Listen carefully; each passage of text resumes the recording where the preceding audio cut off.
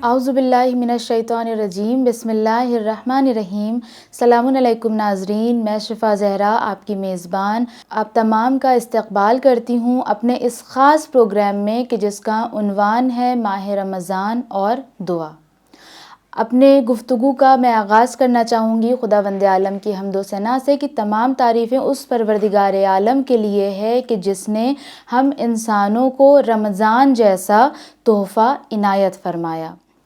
اللہ نے یوں تو قرآن میں 12 مہینوں کے ذکر کیے ہیں، اور ان 12 مہینوں میں ایک مہینہ ایسا ہے کہ جس کو اللہ نے خود اپنے سے منسوب کیا ہے، اور رسول اللہ نے جیسا کہ فرمایا کہ ماہ رجب امام علی علیہ السلام سے منسوب ہے، ماہ شعبان میرا مہینہ ہے، اور ماہ رمضان خدا کا مہینہ ہے اور میری امت کا مہینہ ہے۔ تو آخر رمضان المبارک میں ایسا کیا ہے کہ اس مہینے کو امت سے اور خداوند عالم سے قرار دے دیا گیا ہے کہ یہ امت کا مہینہ ہے، یہ خدا کا مہینہ ہے؟ تو جب ہم روایات کا جائزہ لیتے ہیں تو ہمیں معلوم یہ ہوتا ہے، کیونکہ ماہ مبارک رمضان ایک ایسا مہینہ ہے کہ جس میں پروردگار عالم کی تمام رحمتیں، تمام برکتیں نازل ہوتی ہیں۔ اب یہ انسان کے اوپر منحصر کرتا ہے کہ وہ اس مہینے میں کس طرح سے خداوند عالم کی نعمت سے استفادہ اٹھا سکتا ہے۔ جس طرح کے مولا کائنات حضرت علی ابن ابی طالب علیہ السلام نہج البلاغہ کے ایک خطبے میں فرماتے ہیں، یعنی آپ اللہ کی رحمت کو بارش کے پانی سے تعبیر دیتے ہیں، اور کس طرح سے کہ مولا فرماتے ہیں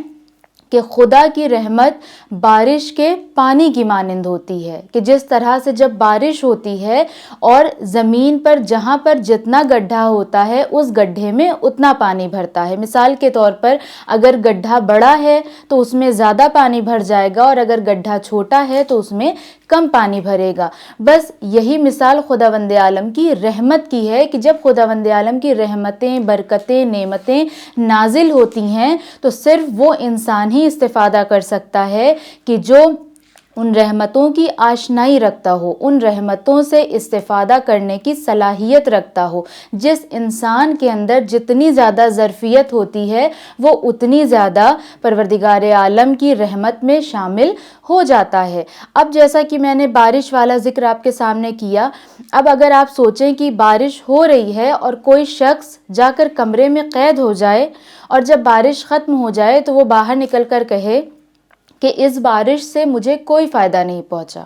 تو کیا اس میں غلطی بارش کی ہے؟ نہیں، غلطی بارش کی نہیں ہے، کیونکہ بارش تو سب کے لیے تھی۔ غلطی اس شخص کی ہے کہ جو کمرے میں جا کر بیٹھ گیا، جس نے خود کو کمرے میں قید کر لیا اور بارش کے پانی سے استفادہ نہیں کیا۔ بالکل یہی مثال خداوند عالم کی ہے اور اس ماہ مبارک رمضان کی ہے کہ ماہ مبارک رمضان ایک ایسا مہینہ ہے کہ جس میں ہم زیادہ سے زیادہ خداوند عالم کے قریب ہو سکتے ہیں، اس کی رحمتوں سے استفادہ کر سکتے ہیں۔ اور پھر پروردگار عالم تو اتنا کریم ہے، اتنا رحمان ہے کہ شاید اس دنیا میں بھی ہمیں اتنی محبت کوئی نہیں کرتا ہوگا کہ جتنی محبت ہم سے ہمارا رب کرتا ہے، کیونکہ پروردگار عالم خود قرآن مجید میں یہ ارشاد فرماتا ہے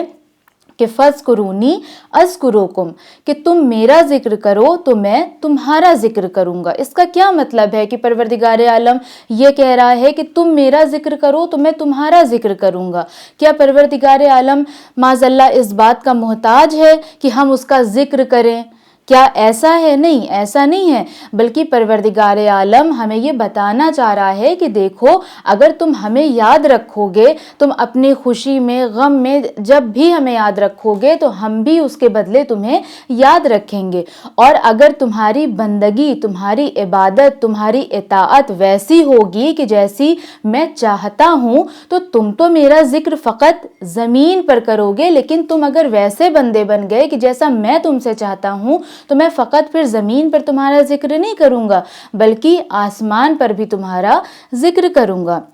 اور اس کی بہترین مثال ہمارے سامنے موجود ہے 14 معصومین علیہ السلام کہ جن کا ذکر زمین اور آسمان ہر جگہ پر ہوتا ہے۔ کیوں ہوتا ہے؟ کیا ریزن ہے؟ کس بیس پر ہوتا ہے؟ ریزن صرف یہی ہے کہ انہوں نے پروردگار عالم کی اطاعت کی ہے، پروردگار عالم کے تمام حکم کو مانا ہے۔ بس ناظرین محترم، یہ ماہ مبارک رمضان ایک بہترین تحفہ ہے ہمارے اور آپ کے لیے کہ جس میں ہم اپنے نفس کا تزکیہ کر سکتے ہیں، ہم بہترین عبادت انجام دے سکتے ہیں، اپنی دعاؤں کو قبول کروا سکتے ہیں۔ رسول اللہ صلی اللہ علیہ وآلہ وسلم فرماتے ہیں کہ جو شخص روزہ رکھنے کے بعد افطار کے ٹائم جب وہ افطار کرتا ہے اور اگر اس ٹائم پر وہ کوئی دعا مانگتا ہے پروردگار عالم سے تو پروردگار عالم اس کی دعاؤں کو کبھی بھی رد نہیں کرتا ہے، بارگاہ الہی میں اس کی دعا مستجاب ہوتی ہے۔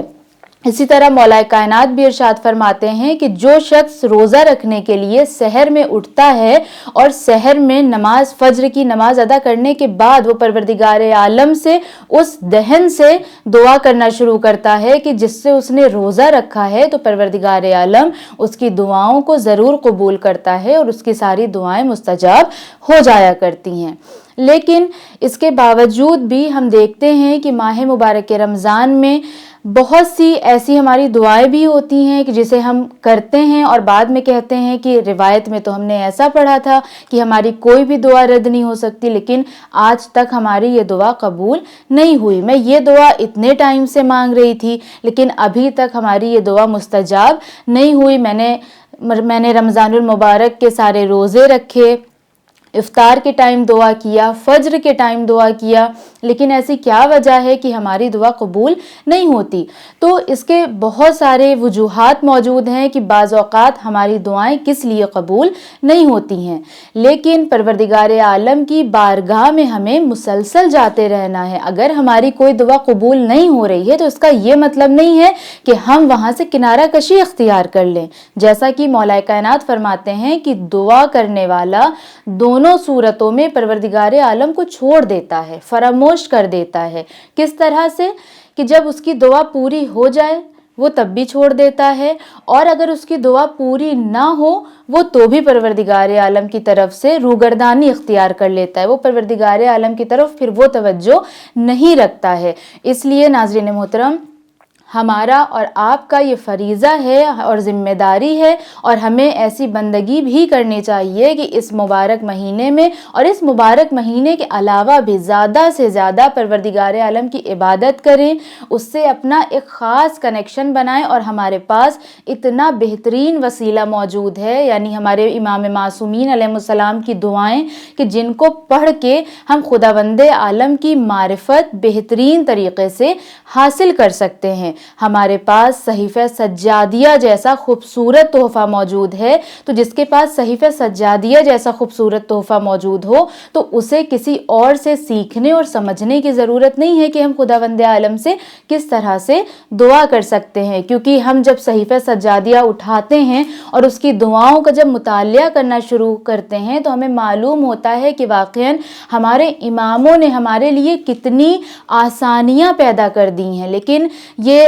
ہماری بدقسمتی ہے کہ ہمارے اور آپ کے پاس ایسی نعمتیں موجود ہیں، لیکن اس کے باوجود بھی ہم اور آپ شاید اس طرح سے استفادہ نہیں کر پاتے کہ جس طرح سے ہمیں استفادہ کرنا چاہیے۔ خداوند عالم سے دعا ہے کہ پروردگار اس مہینے کی رحمتیں اور برکتیں ہمیں اور آپ کو زیادہ سے زیادہ سمیٹنے کی توفیق عنایت فرمائے۔ آپ سے ملاقات ہوگی ہمارے نیکسٹ ایپیسوڈ میں، تب تک بنے رہیں چینل ون کے ساتھ۔ والسلام علیکم ورحمۃ اللہ وبرکاتہ۔